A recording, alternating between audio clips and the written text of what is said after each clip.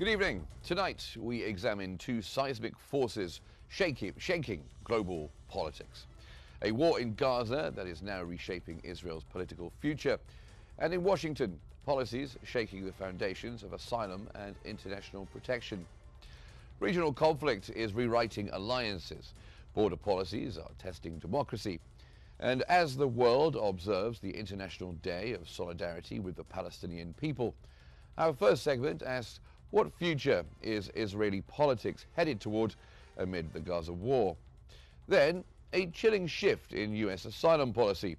What happens when a nation that once welcomed its allies now shuts its doors? I'm Mark Summers, and this is In Focus.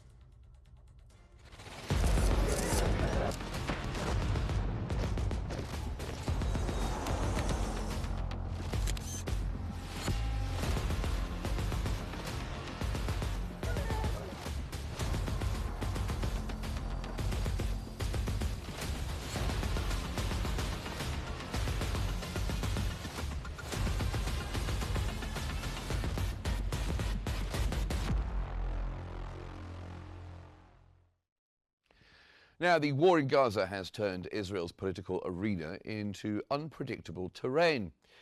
Netanyahu's right-wing coalition, strengthened by ultra-Orthodox parties and the far right, now faces internal rebellion as ceasefire dynamics raise questions of leadership, accountability, and what victory even means. Figures like Smotrich and Ben-Gvir threaten to blow up the coalition at the slightest hint of diplomacy.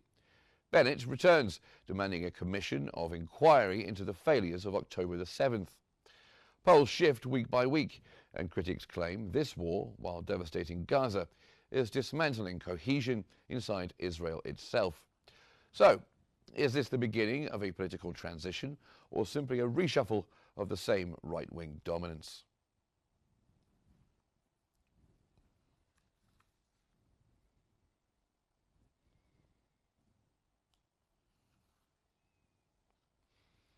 Our first guest tonight is joining us from Cairo and is Ambassador Hichem Youssef, Senior Advisor at the European Institute of Peace and a veteran diplomat with extensive experience in Middle East conflict resolution.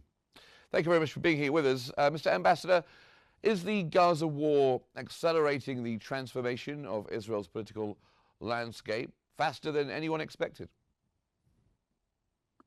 Well, there's no doubt that the war on Gaza was a huge development in Israel as a result of what happened on the 7th of October and the war that was extended for 2 years without finally having Israel being able to achieve its objectives.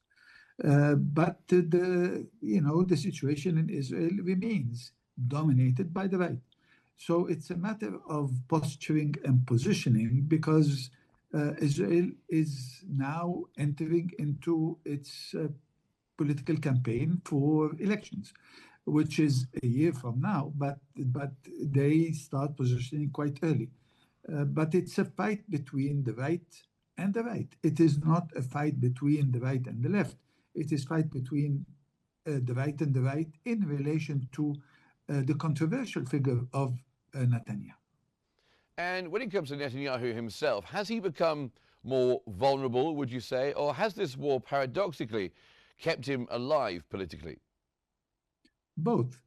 He has been vulnerable because he is accused of corruption and there are court cases against him. And this is one of the reasons why all these wars are prolonged, because Netanyahu wants Israel to remain in a state of war, because as long as it remains in a state of war, his coalition is safe. And he can continue to manage the coalition in one way or another. So this is one dimension of it. The second dimension is, of course, there are voices in Israel who have been asking for an investigation regarding the 7th of October, asking for an evaluation of what happened in these last 2 years and why hasn't Israel been able to achieve its objectives. And this fight will continue until elections take place, whether they take place early or in next October of 2026, we will see. But there is no doubt that Netanyahu has had his ups and downs, and it depends on the developments in relation to the wars. So he became somewhat popular after the attack on Iran, but then this diminished quickly because also Gaza continued to be more dominant on the Israeli scene. And are these far-right leaders, the Smotriches and Ben-Gvirs of this world, are they shaping policy more than the Prime Minister himself, do you think? Not necessarily, but maybe this is true in some aspects. So in relation to, for example, what is happening in the West Bank, in relation to enlarging settlements, legalizing from an Israeli perspective some of the settlements that were illegal in accordance to Israeli laws, and so on. So on some issues, yes, they are dominant, but on other issues, he remains controlling the steering wheel and driving where the country is heading towards. And this relates particularly to the relations with the United States and President Trump also in particular. Yes, you mentioned President Trump there. American pressure is rising. We've got the UN Security Council Resolution 2083. Could Israel be forced towards concessions, or Netanyahu be forced towards concessions that make it very difficult for him to keep his coalition together? Well, as a matter of fact, what is happening is that Netanyahu has gained. So if you compare the first ceasefire to the second ceasefire, you see that the terms of the first ceasefire were much more strict and harsher than the terms of the second ceasefire. Let me give you one or two examples. One example is full withdrawal. So in the first ceasefire, before Trump enters into office, although he had a role, but he didn't at the time enter into office yet, there was a provision for total withdrawal from Gaza. What we have in the current ceasefire is a situation whereby withdrawal is subject to an Israeli approval and evaluation on whether things have advanced or not. And now he is putting conditions saying that he will not take any steps until and unless Hamas is disarmed. And the whole world knows that disarming an armed group takes years. Look at the situation that took, in relation to Northern Ireland or Colombia and so on. So these processes of disarming armed groups takes years. And not only that, they cannot take place in a vacuum. They have to take place in the context of a political process. And he's refusing a political process, making this armament more difficult. And he is also asking that should be done by the stabilization force. While all the countries that are potential participants in this stabilization force are telling him and the United States in no uncertain terms, our job will not be to disarm Hamas.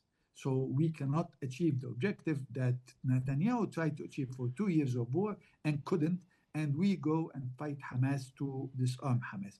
So this is part of the problem that we are facing in dealing with this issue, but he has received better a deal in this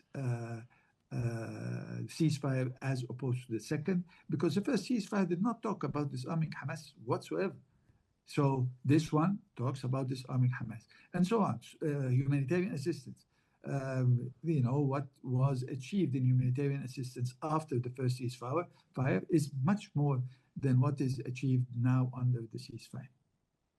And what does Bennett's return signify? Bennett demanding a commission of inquiry into the security failures of October the 7th. I would imagine this might be quite popular with the Israeli public, wanting to know what went on that day. But it's something that Netanyahu has so far tried to kick into the long grass. Yes, but not only that, he also established a committee that they see is not balanced and is biased towards Netanyahu and is supportive of his views, and therefore would not be an objective committee that can evaluate what happened and put the blame where it is supposed to go. So there is, as you mentioned, yes, it is a popular demand, and it's an easy demand to say we want an investigation. So yes, Bennett is championing that, and he has become, he has risen in the polls recently. Of course, not significantly, but remember, Bennett was a prime minister with a party that had only 6 seats out of 120 seats, 120 seats in the Knesset. So he is coming back, and 1 year in Israeli politics is a very long time. So we will have to wait and see how the situation evolves, because this will be a very difficult fight for all those who are concerned, who wants to advance their political agenda in the Israeli scene. And how much would you say, Mr. Ambassador, Israel's strategy is being shaped by political survival? Of course, you have events in Syria, attacks in Syria, strikes in Syria and Lebanon, and of course Gaza and the West Bank as well. Is this all orchestrated for political survival rather than any real national security objectives? Of course. Well, do you think that Syria, in its current situation after the fall of Bashar al-Assad, constitute any threat to Israel at this point in time? The answer is no. Also, Hezbollah, after it has been weakened as a result of the war, and Lebanon has been attacked almost every single day since the ceasefire. Also, Hezbollah has been weakened, and we don't see any threats that are credible by Hezbollah to return to a full military confrontation. So, yes, absolutely. As I mentioned, Netanyahu wants to be in a continuous state of war in order for the coalition to survive, and in order to try to see how we can deal with the court case in a manner that is advantageous to his interests. But I think this also is has another aspect that is crucial and important in as far as Gaza is concerned. The problem is that Netanyahu, in also dealing with Washington, has succeeded in convincing Washington that he needs freedom of action. And freedom of action has been applied so far in Lebanon, in Syria, and in Gaza. Since the ceasefire was reached early in October, around 350 Palestinians have been killed, and around 900 Palestinians have been injured. And in Lebanon, around 400 people have been killed since the ceasefire. So this is not a serious ceasefire. It's a ceasefire that allows Israel to have more freedom of action than in any possible serious ceasefire. But the implications for Gaza is related to the stabilization force. I don't think that any country in the world would be willing to send troops to a place where one of the parties has freedom of action to attack the other party, because this can cause dangers to their troops. So this would make the situation of establishing a stabilization force under these conditions, in my view, extremely difficult, if not impossible, because no country would accept having its troops under harm's way in relation to a situation that is as volatile as the situation in Gaza. And could you foresee any situation where Netanyahu allows his coalition to fall apart, given that he would have to seek a snap election, and that could be very bad for him if that happened? Well, there was also talk of the possibility of changing coalition without having the new election, so that he dismantles this coalition but is joined by others who are willing to join him for a year until elections take place, in order to try to put Israel on the right track in a number of issues. But then this is also another challenge. So will he accept conditions from, whether it's people like Lapid or others, to establish some form of a coalition other than with Smotrich and Ben Gvir? Or there can be other scenarios whereby if the Knesset does not adopt a budget by the end of March, then automatically the government falls, and Israel would have to go to early elections. So there are all kinds of scenarios that can be envisaged But then none of them is dominant enough to expect it to prevail, except if there is a crisis of sorts.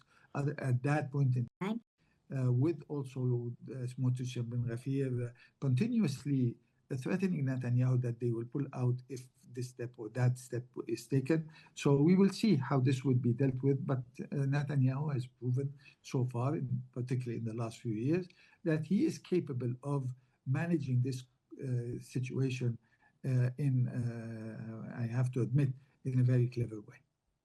And do you think, looking ahead, that Gaza will be the issue that finally ends Netanyahu's political era?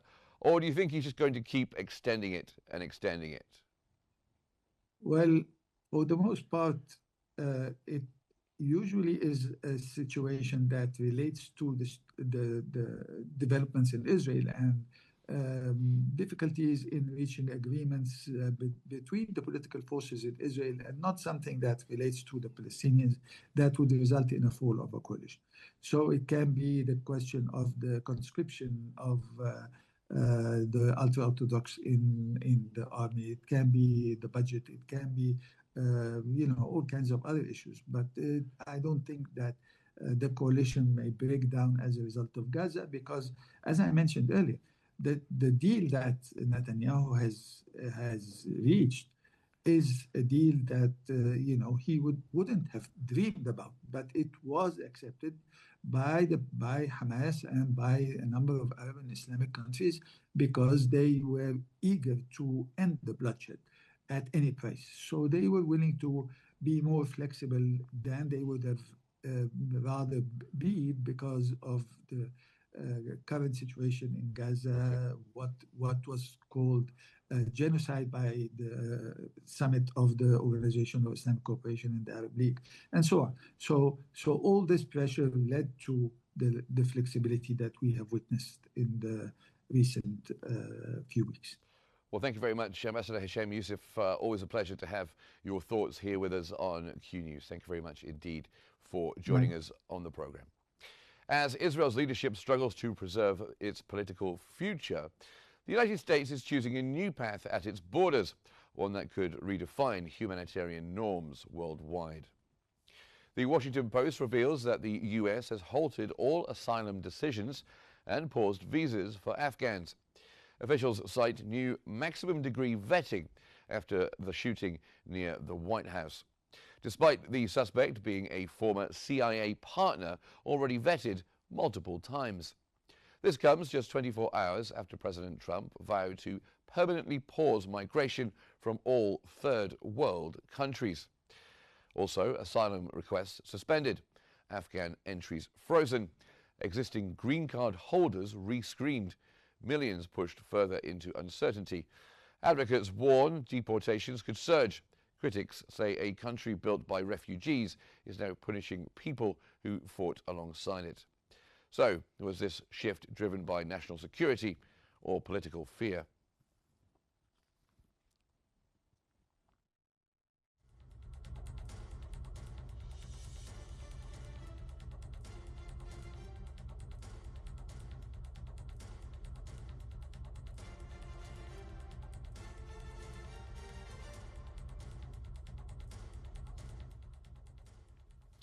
And to talk this through with us, our next guest tonight is joining us from Toronto and is Ahmed Khattab, who is a political researcher and international relations instructor at Georgetown University, specializing in migration and diaspora politics.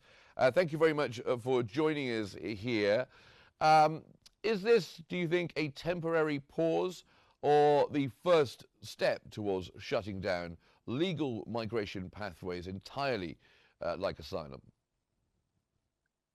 Hello, and thank you for having me. It's always a pleasure to join. Well, first of all, let's just be clear that this is these words and these decisions are coming really in the immediate aftermath of the attack that has happened on the National Guard service members in DC. The shooter is, in fact, an Afghan national who came to the US in 2021 under the resettlement program. The national has lived what we can call his developmental years in Afghanistan under pro-US governments. So this is an individual who lived under the governments of Hamid Karzai and Ashraf Ghani, who really had led programs at the time in order to ensure that there is no anti-American rhetoric or sentiment as opposed to what was present prior. Now, having said that, I think it's important here to also look at the bigger picture. Trump's comments and decisions are also very reflective, in my opinion, of his own frustration about how the US is troubled with difficulties in maintaining its global dominance. This is across the board. He blames former politicians about many of what he sees to be the faulty policymaking, the policies that are present that are not really helping him maintain US stature globally. This also includes migration. And what we are really seeing here is Trump using this attack, instrumentalizing it in a political sense, in order to push forward his agenda that the US must overhaul its migration system. In that sense, that Trump has models, he has examples in front of him where the migration system is not dominated by family reunification. The migration system does not see a lot of individuals make it in an unauthorized way through the border, and does not depend on sort of a random assignment lottery system as well. And I think these are the directions that Trump is going to try to move away from, which are currently dominating the American migration system, towards a more merit-based, skill-based system that exists in other parts of the world, including in Canada, close to the US. Yes, and one of the things Trump is doing is blaming the Biden administration for allowing this particular individual who is suspected of the shooting into America. But it's the Trump administration who granted his asylum visa just only a few months ago. Does this lead, is this something that Trump is trying to do because of political need, freezing Afghan visas, or is there any real threat on a wider scale other than this man who seems to be a pretty lone wolf? Well, the data keeps suggesting that migrants are in fact law-abiding to a large extent, that those cases where you do get attacks by individuals are exceptions. They're exceptional cases within the larger pool of migrants. And that the problem here might be in the vetting system. So in other words, I think there's going to be a lot of questions raised on what could have been considered a failure on part of the vetting process by the CIA or FBI or others that has really missed detecting sort of anti-American sentiments within that individual.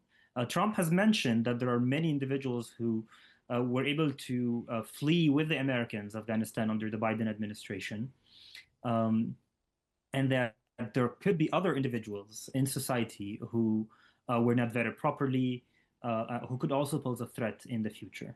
But I think the question remains as to what exactly is happening within those organizations or institutions that are supposed to be tasked with such vetting and such processes. Yes, and he's also said that slowing down the asylum process, reviewing those who have already been granted asylum is one of the things he wants to do. But what message does this send to allies, partners, people who work for the United States in very difficult circumstances abroad, perhaps working for the CIA, like this man did in Afghanistan? What a message does this kind of rhetoric send to people who might want to help the United States with the hope of perhaps resettling in the country later? Well, I think, first of all, I think Trump is always famous for trying to create this balance between his foreign policy decisions or considerations and implications for the American public.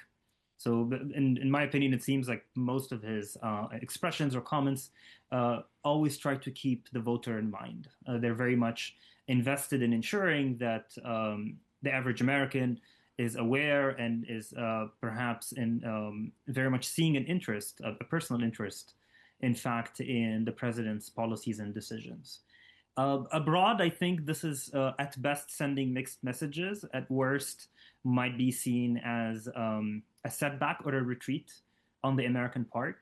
I think it's already clear that there are a lot of shifts in policy that come with partisan differences and approaches to how the U.S. should operate abroad, uh, even when it comes to the conduct of wars, when it comes to the level of cooperation that the U.S. could employ abroad. But I think within the Afghan case, and here I'm sort of going to zoom in a little bit on the specific situation, Trump himself and many others, even independent observers, have spoken of a large failure, right, in the American, let's call it management or administration of the post sort of 9/11 or post Taliban government in Afghanistan. The Americans have seen little to no success in Afghanistan, and the withdrawal itself was catastrophic. And I think the message there is really already existent in that regard. It predates Trump's second administration. That when push comes to shove, worst case scenario, the U.S. is going to withdraw and not really ensure the safety of collaborators who might exist in those places. Yeah. Okay, so what you're saying really is this rhetoric and these new policies, policy shift, is more about politics. It's about throwing some red meat to the mega base who have been quite upset with Trump over inflation and also the Epstein files of late, and he's lost some ground with them. Is that what you would say? And is he trying to mobilize some kind of narrative of America under siege, especially when it comes to the midterms in a year's time? Well, rhetoric involving fear-mongering and even the demonization of the other or of even political opponents is nothing new to Trump. Right? We have seen this, and we have really witnessed situations prior where Trump has used very harsh rhetoric.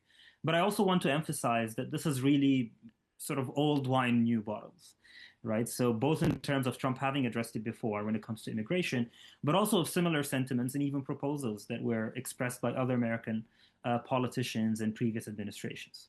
We've had Republican senators in 2017 introduce what we call the RAISE Act, or Reforming American Immigration for Strong Employment Act.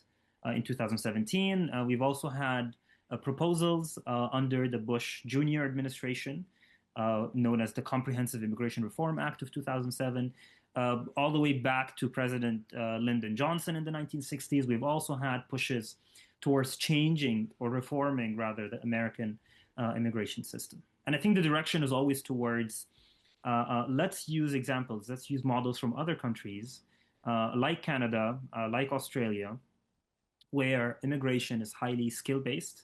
It is merit-based, so to speak. It relies less and less on random assignment or lottery system or even spaces for family reunification. Rather, individuals that come in are, of course, vetted from a security perspective, but also chosen on the basis of their education, their work experience, their linguistic abilities, etc.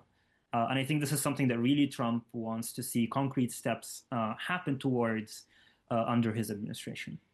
Well, we'll see how that goes. And just finally, should we expect in the coming weeks sustained closures, mass revocations, similar to the so-called Muslim ban at the beginning of his last term? And will that end up the same way with some kind of legal showdown? Well, I think Trump is going to try to maximize his own political benefit out of that attack and out of sort of his response. Once again, to serve his own agenda, but also to appeal to his electoral base. But as many things that have sort of erupted or happened under Trump administration, the previous one and the current one, they usually reach a peak and they sort of tend to not necessarily fully die down, but go at a lower pace, or other issues, in fact, replace them in terms of priority and intensity. But I think the bigger questions remain, because there are also questions on to what extent the U.S. can completely avoid immigrants that are undesirable, so to speak, from Trump's perspective or from his base's perspective, given that there are porous borders, right? So there are many individuals who do not come in an authorized fashion, and those are going to be very difficult to manage. Well, thank you very much. It's great to have your expertise. Ahmed Khattab joining us from Toronto. Thank you very much for being on the program. Two stories, one common thread. Fear is becoming a political tool. Borders are becoming weapons, and global systems built after world wars now strain under fragmentation and distrust. So on this International Day of Solidarity with the Palestinian people, one undeniable truth stands out. What happens in our region increasingly shapes the fate of politics far beyond it. Thanks very much for watching tonight. Good night.